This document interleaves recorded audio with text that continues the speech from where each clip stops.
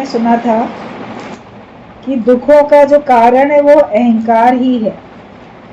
हमारे अंदर का जो अहंकार है वो ही हमको दुखी करता है।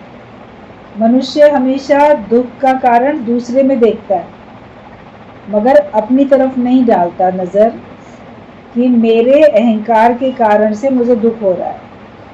मैं अपने को कुछ मान के बैठा हूँ और उसमें कोई व्यवधान आया, इसलिए मैं दुखी हो रहा हूँ। गुरु हमको अपने पे नज़र डालनी सिखा देते हैं कि तुम मानो या ना मानो, तुम दुखी अपने अभिमान के कारण से हो। और अभिमान मतलब अपने को देह मान के बैठना, यही अभिमान है। बाकी तो किन्हीं पदार्थों का होता है, पद का होता है, किसी भी बात का हो जाता है, लेकिन वो सब क्यों होता है? क्योंकि अपने को देह मानते हैं। देह हूँ तो मेरे पास इतना है, देह हूँ तो मैं इतना ज़्यादा बुद्धिमान हूँ। देह के कारण ही तो होते हैं सारे अभिमान। तो ये अभिमान ही हमको दुखी करता है। जिसने अपने अभिमान को छोड़ दिया वो दुखी होने से बच जाएगा। आज लखनऊ में जैसे हनुमान जी का बहुत पूरा महीना, जेठ का महीना हनुमान जी को अर्पित किया जाता है, और इसमें मंगल में भी शनिवार में भी ये दोनों दिन हनुमान जी के लिए होते हैं। मंगल विशेष रहता है और शनिवार भी रहता है।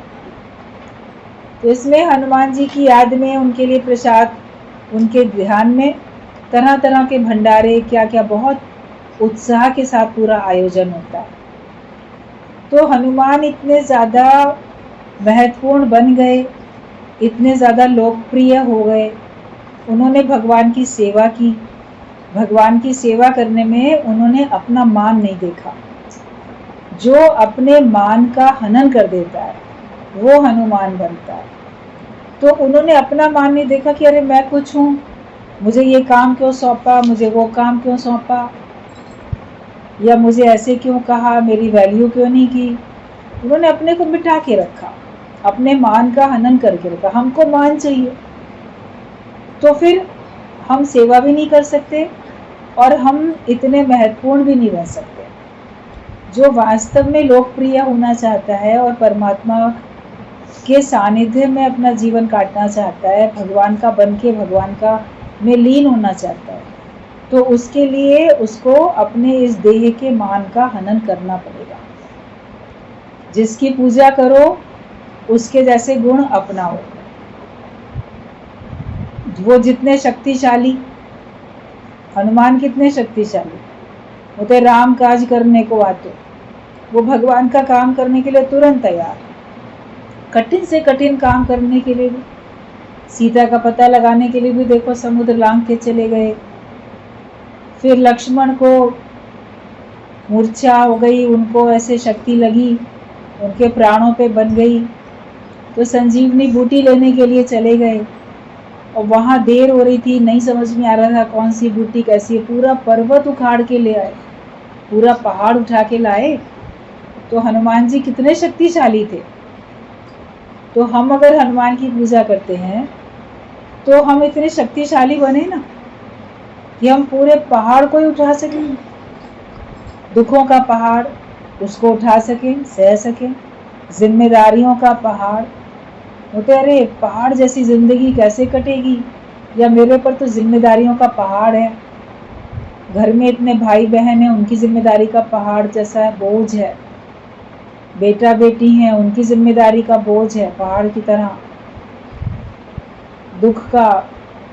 तो हम उसको पूरे को उठा सकें, मतलब हम उसको जैसे अपने ऊपर हावी ना होने दें, हम उसको उठा सकें, हम बोझ उठा सकते हैं। तो जो शक्तिशाली होगा वही तो बोझ उठा सकेगा। अपने को भीतर बाहर से शक्तिशाली बनाते चले जाओ। और जो गुरु का ज्ञान है वो हमको शक्ति देता है। तन मन में शक्ति भर लो आत्म विचार से।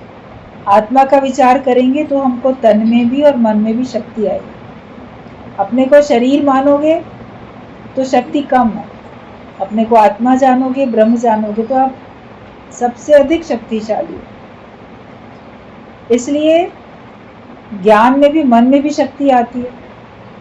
शरीर से कोई बलिष्ठ हो सकता है, लेकिन मन से कमज़ोर है।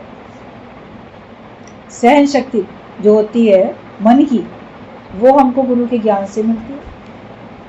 शरीर से तो आप सर्दी गर्मी सह सकते हो, भूख प्यास सह सकते हो, लेकिन मन से दुख सुख लाभ हानि द्वंद्वी जोड़े मान अपमान वो सब सह सको। औरों के ऊपर भारी से भारी कष्ट है, उसमें अपने को शांत रख सको। तो ये मन की शक्ति होती है। भगवान से प्रार्थना तो की हमको मन की शक्ति देना, लेकिन मन की शक्ति और तन की शक्ति आत्मा के विचार से हमको मिलती जाती है। ब्रह्म विचार करो तो जगत ही नहीं है। ब्रह्म विचार कीजिए तो जगत है कहाँ, और जगत दिखाई देता है भ्रम के आधार से। हमको भ्रम संशय है कि ये संसार है तो हमको दिख रहा है, लेकिन जब हम सत्यता में आ जाते हैं, संसार कहाँ है ही भगवान, माया है कहाँ है ही भगवान, तो फिर आप उतने शक्तिशाली बन जाते हो। अपने को कष्टों से, दुखों से, माया से, अज्ञानता से बचाने के लिए हमें बल लगाना पड़ता है, पुरुषार्थ करना पड़ता है, बल लगाना पड़ता है। तो अपने अहंकार को दूर करने के लिए हमको बल लगाना है। मैं हूँ जब तक अपने को देह मान के बैठे रहोगे, आपके अंदर शक्ति नहीं आएगी और आपके दुखों का अंत भी कभी नहीं होगा। तो यही बताया कि जो दुखों का कारण है वो अहंकार ही है। आई एम नॉट, जो मैं अपने को देह मानता हूँ, मैं हूँ ही नहीं। जो करता है जीव उसका अभिमान करता है।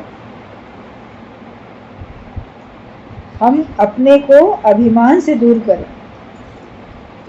जब हमारा अभिमान खत्म होगा तो हम हर बात से अपने को दूर कर सकें, और तभी हम अपना पूरा जीवन निष्काम जीवन जीने वाले बन सकेंगे। अभिमानी व्यक्ति कभी निष्कामी नहीं हो सकता। अभिमान जो रखोगे तो आपके अंदर में निष्काम भाव कहाँ से आएगा।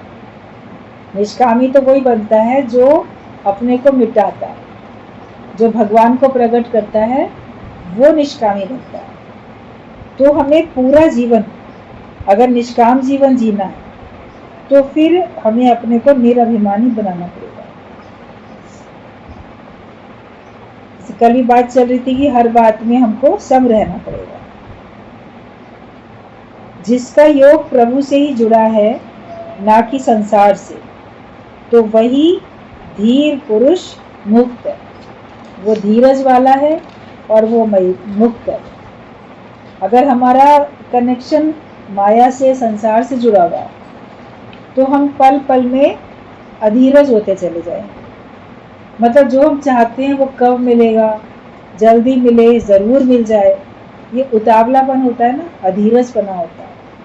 तो ये जब हम संसार से जुड़े होते हैं तो हमारे अंदर ये फीलिंग होती है, लेकिन जब हम भगवान से जुड़े हैं तो हम स्थिर हो जाते हैं। जब भगवान चाहेंगे, कर्म करना हमारे हाथ में, पुरुषार्थ करना हमारे हाथ में, फल देना भगवान के हाथ में। कहते माली सींचे सौ घड़ा और ऋतु आए फल हो। बाकी हर काम तो धीरज के साथ करना है ना। धीरे धीरे रे मना, धीरे धीरे धीरे धीरे सब है। और माली सींचे सौ घड़ा, ऋतु आए फल हो। वो चाहे रोज पानी डालता रहेगा, लेकिन जब मौसम आएगा तभी तो पेड़ में से फल निकलेंगे। लेकिन वो उसकी संभाल तो पूरे साल करता है ना माली। आपके घर में आम का पेड़ लगा है तो संभाल तो पूरे साल करोगे उसकी। ये है कि जब मौसम आएगा आम का सीजन, तब उसमें बौर आएंगे, तब उसमें से आम बनेंगे छोटे छोटे, फिर पक जाएंगे, तब तुम खाओगे। लेकिन पूरे साल भर तो संभाल करनी पड़ती है। बाकी साल भर संभाल ना करो, उसमें कीड़े लगने दो, उसको सूख जाने दो, तो क्या तुमको मौसम में फल मिलेगा। लेकिन हम इतना कर रहे हैं, हमको फल अभी क्यों नहीं मिल रहा, तो जब मौसम आएगा तब मिलेगा। तो ऐसे ही जब समय आएगा तब तुमको सब कुछ मिलेगा। लेकिन तुमको जो कार्य अभी करना है, फल अभी नहीं मिलेगा, लेकिन कार्य जो भी करना वो तो अभी करते चले जाओ। तो वो जब हम करना शुरू कर देते हैं तो हम देखेंगे कि हमारा समय अच्छा बीत जाता है। फल के इंतजार में आप कर्म ही नहीं करोगे तो फल भी नहीं मिलेगा। इसलिए कर्म किए जा, फल की चिंता मत करे इंसान। तुम फल की चिंता नहीं करो। अगर हम किसी व्यक्ति के लिए कुछ करते हैं तो वो भी बदले में हमारे लिए सोचता है। तो हम भगवान के निमित्त कर रहे हैं तो क्या भगवान हमको नहीं करेगा, नहीं सोचेगा? मनुष्य मजूरी देत है तो क्या राखे भगवान। एक मनुष्य की भी अगर मान लो मजदूरी करोगे आप जाके, तो वो आपको दिन भर काम करने के बाद आपको मजदूरी हाथ में देगा। अपने घर में किसी मजदूर को आपने बुलाया डेली वेजेस पे किसी काम के लिए, कहता है साहब मैं इतनी मजदूरी लेता हूँ, आप कहते हो हाँ ठीक है देंगे। उसके बाद वो काम पे लग जाता है। वो ये नहीं सोचता मैं सारा दिन काम करूँगा तो कहीं ये व्यक्ति रात शाम को मुकर तो नहीं जाएगा, कोई लिखा पढ़ी तो हुई नहीं है, ऐसा तो नहीं है कि नहीं देगा, वरना तो मैं किससे कहने जाऊँगा। एक विश्वास होता है ना कि मैं इसका काम करूँगा, ये देगा। आप रिक्शा में बैठते हो, ऑटो में बैठते हो, तो आप अपने जहाँ पहुँचना है उतर के तब उसके पैसे दे देते हो। वो भी इस विश्वास पे चलता है कि मैं इसको बिठा के लेके जा रहा हूँ, तो जब मैं इसको उतारूंगा ये मुझे पैसे देगा। कुली को आप सामान दे देते हो तो उसको मालूम है जब मैं इनका सामान रखूंगा स्टेशन से बाहर वहाँ, तो जो मेरी मजदूरी है मैंने बताई वही दे देगा, ये मुकर नहीं जाएगा। उसी विश्वास पे तो काम चलता है और आप देते भी हो। कोई बहुत ऐसे हो, अच्छे स्वभाव का ना हो, बहुत खराब आसुरी प्रवृत्ति का हो, वो शायद मुकरे, नहीं भी दे, मान लो मुफ्त में सेवा ले ले, मुफ्त में होटल में खाना खा ले, पैसे ना दे। कोई ऐसा गुंडा बदमाश टाइप का व्यक्ति हो तो कर भी सकता है ऐसा, लेकिन भगवान ऐसे थोड़ी है।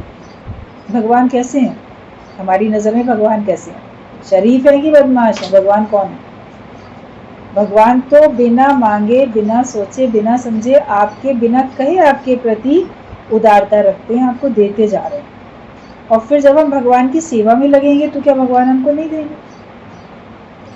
वो तो जो सेवा नहीं करता उसको भी दे देते हैं। ठीक है कोई बात नहीं, ये मेरी सेवा नहीं करता, आस्तिक नहीं है, नास्तिक है, मुझे अपशब्द बोलता है, लेकिन इस दुनिया में मैं ही इसको लाया हूँ, चलो मैं दे देता हूँ उसको। तो क्या भक्तों को नहीं देगा भगवान? इतना तो विश्वास रखो कि मनुष्य दे सकता है तो क्या भगवान नहीं दे सकता है? हम भगवान की भक्ति में लगे रहें। अभी बात चल रही थी कि जो भगवान की भक्ति में लगा रहता है, ज्ञान में लगा रहता है, तो माया तो उसकी दासी हो जाती है, उसके आगे पीछे घूमती है माया। ये अलग बात है, उसको माया की जरूरत नहीं होती है, वो ईमानदारी से अपना काम करता है, संत हो जाता है। संत रविदास की बात बताई जा रही थी कि रविदास भले काम करते थे जूता सिलने का, मोची का काम। किसी का चप्पल जूता टूट गया, लाओ उसको सिल दें, बना दें।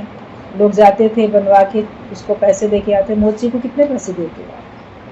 या कभी वो नए भी जूते बना के बेचता है। लेकिन भगवान की भक्ति करता है ईमानदारी से, अपने कर्म में वो कोई गड़बड़ नहीं करता, उसमें वो ईमानदार रहता है। और कर्म कभी किसी का छोटा नहीं होता। भगवान कृष्ण ने भगवत गीता में बोला है कि गुण रहित होने पर भी अपना धर्म श्रेष्ठ है। आपको लग रहा है कि अरे ये मेरा क्या काम है, मेरा धर्म, मेरा कर्म, मेरा धर्म, भले इसको लगेगा कि ये नहीं है ठीक, मगर तो भी तो ठीक है। तो वो तो ईमानदारी से काम करता था। तब एक बार एक व्यक्ति उसके पास आता है अपना जूता सिलवाने के लिए, उसका जूता थोड़ा फट गया था, तो वो उससे कहता है कि रविदास ये मेरे जूते सिल दो, मैं ना बड़ी लंबी दूर जा रहा हूँ, अच्छा मजबूती से सिल देना। तो जो व्यक्ति आया था उसका नाम था जटाशंकर। तो बोलता है कि कहाँ जा रहे हो? बताता है कि हम तो ना हरिद्वार जा रहे हैं गंगा स्नान करने के लिए। बोलता है अरे वाह बहुत अच्छी बात। तो वो उसको उसका जूता खूब अच्छी तरह वैसे भी सिलता था, अच्छे से सिल देता है। तो वो कहता है कितने पैसे हुए? जब जटाशंकर पूछता है कि तुमने मेरा जूता सिल दिया फटा हुआ, कितने पैसे दूँ? तो रविदास कहता है नहीं नहीं पैसे मत दो, तुम तो तीर्थ यात्रा पे जा रहे हो ना, ये ऐसे ही मैंने ऐसे ही सिल के तुम्हें दे दिया, मैं इसका पैसा नहीं लूँगा, लेकिन तुम मेरा एक काम कर दो बदले में। पैसा तो मैं नहीं ले रहा, बदले में एक काम कर दो। तो वो अपना एक नया पैसा निकाल के देता है रविदास। कहता है ये मेरी ईमानदारी की कमाई है, एक नया पैसा। अब रविदास के समय में एक नए पैसे की भी तो वैल्यू थी। आप लोग कभी अपने बचपन में भी देखोगे तो एक नए पैसे चलते थे। 1 का सिक्का, 2 का सिक्का, 3 का सिक्का, 5 का सिक्का, 10 का, सब 4 आने 8 आने सब चलते थे। अभी नहीं चलते, अब उनकी वैल्यू नहीं रह गई तो नहीं चलते हैं। तो रविदास के समय में तो एक नए पैसे में तो काफ़ी कुछ आता होगा। तो वो कहता है कि मेरा एक काम बस ये कर दो, ये मैं एक नया पैसा दे रहा हूँ, मैं तो नहीं जा रहा हरिद्वार में गंगा स्नान करने के लिए, तुम जा रहे हो, तो तुम वहाँ पे जब स्नान करो तो ये एक नया पैसा मेरी तरफ से गंगा जी को दे देना। लोग गंगा में पैसे भी डालते हैं ना, वे गंगा जी को दे देना, लेकिन गंगा जी को प्रार्थना करना पहले हाथ जोड़ के, कहना गंगा मैया, रविदास ने अपनी ईमानदारी की कमाई का एक पैसा आपको दिया है, आप अपने हाथों से इसको स्वीकार करो। तो जब गंगा मैया पानी में से अपना हाथ निकाल के ले तब देना। वो मन ही मन सोचता है भला गंगा जी हाथ निकाल के लेती है क्या किसी से, पता नहीं कैसा ये है, अपने को संत बोलता है और अजीब है। कहता अच्छा ठीक है, गंगा मैया हाथ निकालेंगी तो मैं दे दूंगा। चला गया जटाशंकर हरिद्वार में गंगा स्नान करने, वहाँ गया, स्नान किया, अपना जो भी उसको पूजा पाठ करनी थी सब की। उसके बाद उसने वो एक नया पैसा निकाला जो रविदास ने दिया था और सोचने लगा देखते हैं आखिरकार क्या गंगा मैया लेती भी है, हाथ उसमें से निकलेगा एक देवी माता का।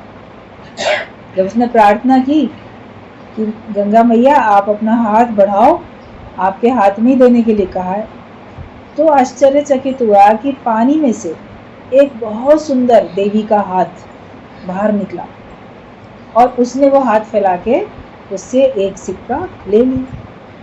अब तो ये आश्चर्य में पड़ गया, लेकिन साथ ही साथ सिक्का लेने के बाद उस हाथ ने एक बहुत सुंदर कंगन, सोने का कंगन, कीमती हीरे जवाहरात सब उसमें जड़े हुए थे, वो निकाल के दिया और आवाज़ आई कि लो रविदास का सिक्का मैंने ले लिया, बदले में रविदास को ये कंगन दे दें। बड़ा हैरान हुआ कि ये क्या चमत्कार हो गया। तो उसने कंगन तो ले लिया, इतना कीमती कंगन, एक नया पैसा देके उसको इतना कीमती कंगन मिल जा रहा है। अब लालच आ गया उसको, तो रविदास को क्या पता चलेगा गंगा मैया ने पलट के कंगन दिया भी है कि नहीं दिया है, ये मैं उसे नहीं दूंगा। एक सिक्का नया, एक नया पैसा देके उसको इतना कीमती कंगन मिल जाए, उसे क्या मालूम पड़ेगा। तो अपने शहर जब वो लौट आया तो रविदास के पास गया, उसने कहा हाँ गंगा मैया ने हाथ निकाला था और मैंने तुम्हारा पैसा उसको दे दिया। तो रविदास पूछते हैं कि और कुछ कहा, बोला नहीं पैसा ले लिया। वो चुप रहा, ठीक है कोई बात नहीं। तो जब वो अपने घर में चला गया जटाशंकर, जिसने लोभ लालच के कारण से उसकी अमानत नहीं सौंपी थी, तो 2-3 दिन बड़ा उसके मन में धक्कड़ पकड़ मची रही कि कहीं कोई इसको चोरी ना कर ले, इतना कीमती है क्या होगा, या कोई शिकायत हो जाए कि कहाँ से आया, तो जल्दी से मैं ना इसको किसी सुनार जौहरी के पास बेच देता। तो चला गया एक के पास, कहता ये कंगन मुझे बेचना है। वो बहुत कीमती कंगन था। जौहरी ने भी सोचा कि इतना कीमती कंगन है, मैं इसकी क्या वैल्यू लगाऊंगा, लेकिन फिर भी उसने उसकी काफ़ी अच्छी कीमत उसको दे दी। वो बड़ा खुश हो गया कि चलो मुझे इतना पैसा मिल गया। अब वो इतना सुंदर कंगन था, इतना सुंदर कंगन तो उसने कभी देखा ही नहीं था जौहरी ने भी। वो सोचने लगा कि इसको खरीदेगा, बहुत कीमती है, पता नहीं कौन खरीदेगा, तो ये तो मैं राजा के पास ले जाता हूँ, रानी को दूँ, वो ले लेंगी, इतना सुंदर कीमती कंगन पहनेंगी। तो ले गया वहाँ पे राजा के पास, बोलता मेरे पास एक कंगन कोई लाया था, मैंने खरीदा है, तो आप इसको लो रानी के लिए। रानी ने भी देखा, बहुत खुश हो गई, वो कंगन ले लिया और उसको 1000 सोने की मोहरें और इनाम में दे दी कि इतना सुंदर कंगन हमने तो कभी देखा ही नहीं था। तो वो लेके उसने पहना, रानी ने बहुत खुश। रानी की दासी कहती है कि महारानी कंगन तो बहुत सुंदर है, मगर एक ही तो है, आपने एक ही लिया, दोनों हाथों में एक एक पहनते तो जोड़ी होती तो अच्छा लगता। बोली हाँ बात तो तुम ठीक कह रही हो, मगर वो जौहरी एक ही लाया था, चलो उससे एक और बनवा लेते हैं, मंगवा लेते। संदेश भेजा और बोले इतना सुंदर मैं बना ही नहीं पाऊंगा, ऐसे कीमती जवाहरात मैंने कभी देखे ही नहीं। बोले मिला कहाँ से? जिसने एक बनाया होगा उसने दूसरा भी बनाया होगा, एक ही थोड़ी कोई बनाता है।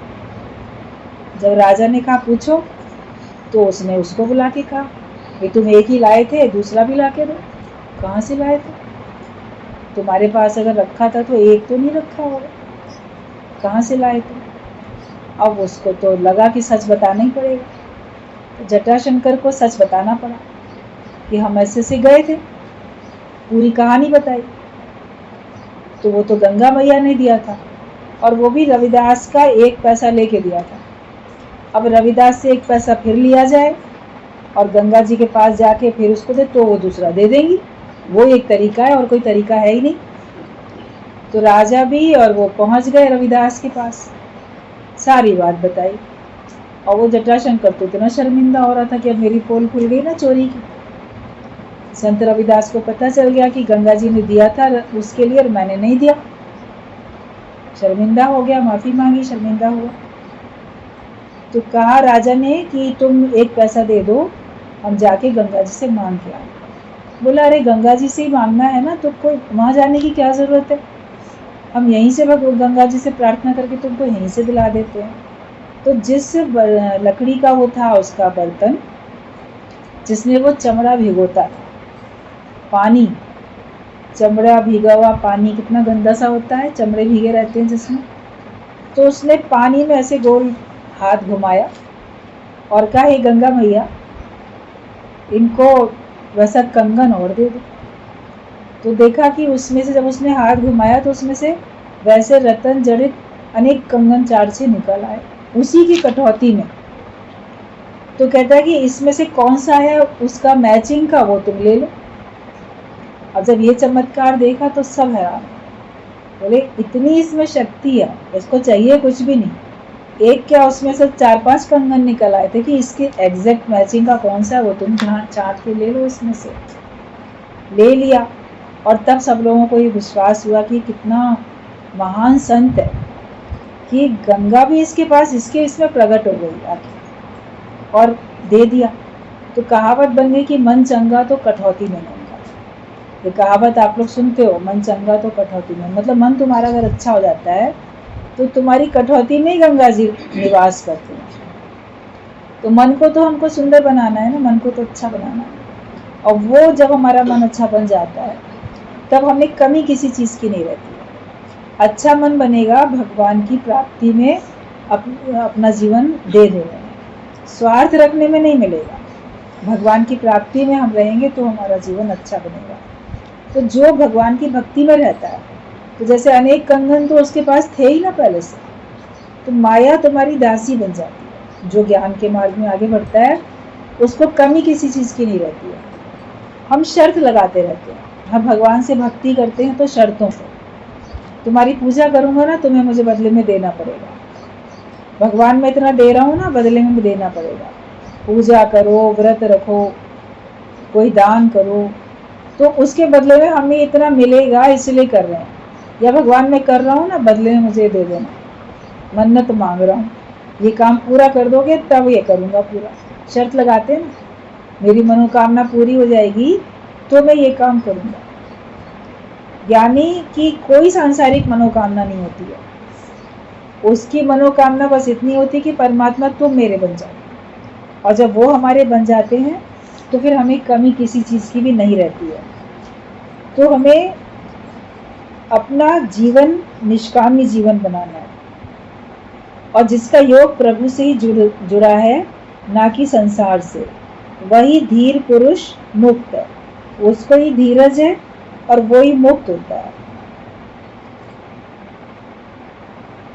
सभी इसी सेवा में लगे हुए हैं। गुरु को तो विश्वास है, जो भी सत्संग सुनते हैं, सत्संग सुन रहे हैं, ज्ञान के कार्य में लगे हुए हैं, तो गुरु को ये विश्वास है कि आप सभी अपना जीवन निष्काम में दे रहे हो, आप इसी कार्य में, इसी सेवा में लगे हुए हैं। और ये कार्य क्या होता है कि निंदा स्तुति में सम रहना, सर्व कामनाओं का त्यागी, हर प्रकार की लोकारीत से छूटे रहना और कर्मों से छूटा हुआ रहना, अपने लक्ष्य की ओर बढ़ते जाना, यही कार्य है, यही सेवा है। तो अपने अंदर देखें, हम सारे कर्मों से छूटे हुए हैं कि नहीं? कौन से कर्म के बंधन में तो नहीं है, किसी लोकारीत के बंधन में तो नहीं है, कामनाओं के बंधन में तो नहीं बंधे हुए हैं। अभी बात चल रही थी ना कि गाय को तो एक रस्सी खींचती है तो उसको कष्ट होता है, एक उसका मालिक है, गले में एक रस्सी है, घसीट के लेके जा रहा है, कष्ट हो रहा है। लेकिन तुमको तो चारों तरफ से अनेक रस्सियां खींचती हैं, तो तुम्हें कितना कष्ट होता है। गुरु को करुणा होती है, वो सोचता है कि इनके जितने प्रकार के बंधन है वो सारे के सारे हट जाए, इनको लोग घसीटना बंद कर दें। तुम्हारी इच्छा, तुम्हारा अहंकार सब जैसे कि तुमको घसीटता रहता है माया की तरफ, जगत की तरफ। हमारे जगत से जुड़े हुए रस वही रस्सियां हैं जो कि हमको घसीटते रहते हैं। गुरु का काम होता है हमारी रस्सियों को काटते जाना, जगत के प्रति जो रस है हमारा पड़ा हुआ उसको खत्म करते जाना, तो फिर हमारी सारी रस्सियां कट जाती हैं और हम निर्बंधन हो जाते हैं। तो सभी इसी सेवा में लगे हुए हैं, इसी में ही सारा जगत व माया भूलती है। जब आप सत्संग से जुड़े रहोगे तभी आपसे जगत भूलेगा, तभी आपसे माया भूलेगी। आप अगर घर में बैठे रहोगे तो ना जगत भूलेगा, ना माया भूलेगी, ना अज्ञान निवृत्त होगा, ना तुम्हारा देहाध्यास जाएगा। इसके लिए हमें कदम बढ़ाने पड़ते हैं। हर एक को इस रास्ते पर अपना ही उद्धार ध्यान में रखना है, हर एक को अपना ही उद्धार ध्यान में रखना है। दूसरे का उद्धार रहता है ध्यान में, मगर उसमें भी ये सोचो कि मेरा ही उद्धार समा हुआ है। पर उपदेश आप न करे तो आवत जावत जन्मे मरे। दूसरे के उद्धार के लिए लोग जीते हैं, मगर अपना भी तो करना है ना। घर में जो सड़गृहस्थी होते हैं ना, दूसरों के लिए जीते रहते हैं, फिर अपनी तरफ ध्यान ही नहीं देते। न अपने खाने पे ध्यान देंगी गृहस्थिनी महिलाएं, न अपने पहनने पे ध्यान देंगी, न अपने मन की स्थिरता पे, शांति पे ध्यान देंगी। अरे इसके लिए जीना, इनका काम पहले कर दो, उनका काम पहले कर। उसमें बीमार भी होती है, थकती भी है। तो वो तो एक चलो सांसारिक काम है, थोड़ा अपने लिए भी समय निकालो, अपने लिए भी देखो, लेकिन अपने लिए मतलब कि भगवान की प्राप्ति के लिए समय निकालो, वो तुम्हारा अपना काम है। ईश्वर की प्राप्ति इस जन्म में कर लेना, ये तुम्हारा मुख्य काम है। तो सबकी सेवा करते करते अपने लिए भी तो समय निकालो ना। वो फिर गुरु सिखाता है कि हमें अपना उद्धार करना है। मुझे कोई रस्सियों के रूप में बांधे नहीं, मुझे माया में कोई विचार घसीटे नहीं, ये अपने ऊपर हमें सावधानी रखनी है। तो यही हमको अपना काम करना है, वरना दूसरों का तो काम कर दोगे, लेकिन तो भी दूसरे बनेंगे कि नहीं बनेंगे वो पता नहीं। आपका जो पुरुषार्थ है संसार के उद्धार का, वो कभी कभी व्यर्थ भी हो जाता है। लोग अपनी ही ठोकर खा के सीखते, दूसरे के कहने से कम सीखते। कोई बिरला होता है जो दूसरे के अनुभव से सीख जाता है। गुरु ने विवेक खोल के हम लोग को समझ दी है कि चलो दूसरे की गलती से तुम सीख जाओ, उसने वो गलती की, तुम मत करना वो गलती, तो शायद सीख पाओगे। लेकिन उसके बावजूद भी जब खुद ठोकर खाते हो तो ज़्यादा अच्छा सीख पाते हो। एक आदमी को चोट लगी, नशे में था, बहुत चोटें लग गई, घर में आया अपने कमरे में, बोला किसी को पता ना चले, चुपचाप अपनी वो कर लेता हूँ मरहम पट्टी।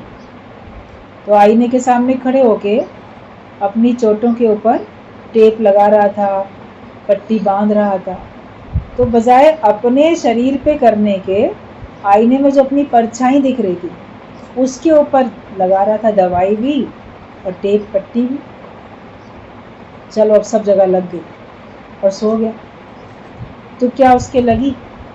परछाई को लगाने से उसको तो नहीं लगी।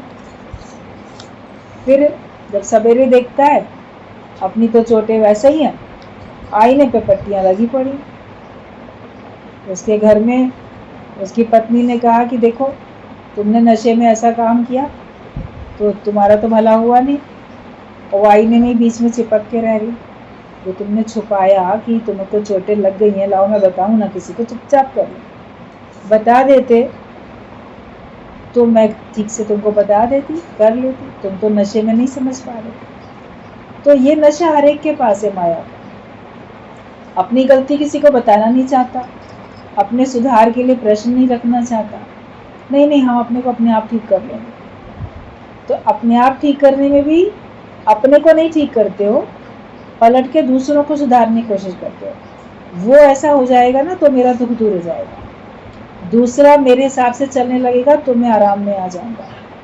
तो दूसरे को ऐसा कहो, उसको सुधारो, वो सब ठीक ठीक चलने लगे तो हमें बोलने की ज़रूरत ही क्या है, फिर हम ठीक हो जाएंगे। मन परेशान है, उसको पहले सुधार दें। बच्चे शैतानी करते हैं, पहले उनको सुधार लें। पति कहना नहीं मानता, पहले उसको सुधार दें। बहू नहीं सुनती, सास नहीं मानती, कुछ भी रिश्ते जो भी हैं, तो हम दूसरों को बनाने में लगे हैं तो हम स्थिर हो जाएंगे, ये सोचते हैं। तो वो भी नहीं बनते और तुम भी अस्थिर रहते। तो इसके लिए हर एक अपना उद्धार करे। तो हमको इस रास्ते पे अपना ही उद्धार ध्यान में रखना है। एक शब्द भी कोई इस ब्रह्म ज्ञान का उठा ले तो वो माला माल हो जाएगा। भूल जाए वो सारे जग को, सुख साचा वो पाए। सारे संसार को भूल जाएगा, सच्चा सुख मिलेगा जब एक शब्द भी ब्रह्म ज्ञान का वो अपने जीवन में उतार लेगा। एक बूंद ब्रह्म ज्ञान की मस्त करे दिन रात। अगर सचमुच में आपको ब्रह्म ज्ञान की एक पॉइंट भी अपने जीवन में उतारनी पक्की आ गई तो फिर उसी की खुनकी में, उसी में नशे में रहो, खुश रहो। आपको 10 बातें पक्की करने की मान लो नहीं भी फुर्सत मिली, आपने कोई एक भी पॉइंट पक्का कर लिया तो जो पक्का किया उसी को याद रखो, उसको भूल के दूसरी बातें याद करते ही क्यों। आप दूसरी बातें याद करोगे तकलीफ में आओगे। तुमने ज्ञान पक्का किया, कौन सा ज्ञान पक्का किया, कौन सा एक शब्द पक्का किया, जो पॉइंट पक्का किया उसी को ही दोहराते चले जाओ, तो फिर आपको उसकी खुनकी हमेशा रहेगी। तो वो सारे जगह को भूल जाएगा और सुख सच्चा पाएगा। ये जगत की रीति ऐसी है, हर रोज सुबह की शाम है। संसार तो ऐसे ही है, कभी सुबह होगी तो शाम भी होगी, रोशनी आएगी तो अंधेरा भी आएगा, दुख आएगा तो सुख भी आएगा। ये जगत का एक जैसे नियम है, तो ये होता ही रहेगा। पर ज्ञानी सूर्यवत है, सूर्यास्त में या सूर्य उदय में, हर समय में वो एक रस है। भाई संसार में तो है, सूर्य उदय होगा तो रोशनी आएगी, सुबह हो गई, सूर्य अस्त हुआ तो शाम हो गई, अंधेरा आएगा। लेकिन ज्ञानी सूर्यवत हो गया रहता है, अपने को सूर्य बना के चलता है। सूर्य में तो कभी शाम होती नहीं, कभी उसकी रोशनी शाम को बुझ थोड़ी जाती है, सवेरे उसमें से प्रकट हो जाएगी, शाम को बुझ जाएगी। सूर्य में तो 12 महीने 24 घंटे हर समय रोशनी रोशनी रहती है। हमारे लिए लगता है कि सूर्य उदय हुआ या अस्त हुआ, मगर सूर्य वास्तव में कभी अस्त होता है? यहाँ नहीं चमक रहा है, कहीं और चमक रहा है, वहां उदय हो गया, फिर यहाँ पे आके चमकने लगा तो वहां पे अस्त दिखता है। वो तो वैसे ही रहता है ना, उसकी रोशनी कभी खत्म होती है? सोच के देखो।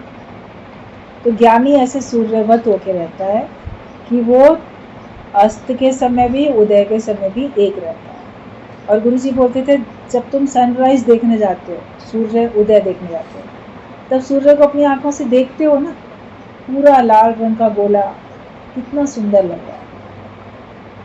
लेकिन जब अस्त होता है तो भी तो वैसे ही दिखता है, वैसे ही लाल रंग का गोला अस्त होता हुआ अपनी आंखों से देख पाते हो। उदय के समय भी आप उसको देख सकते हो, अस्त के समय भी।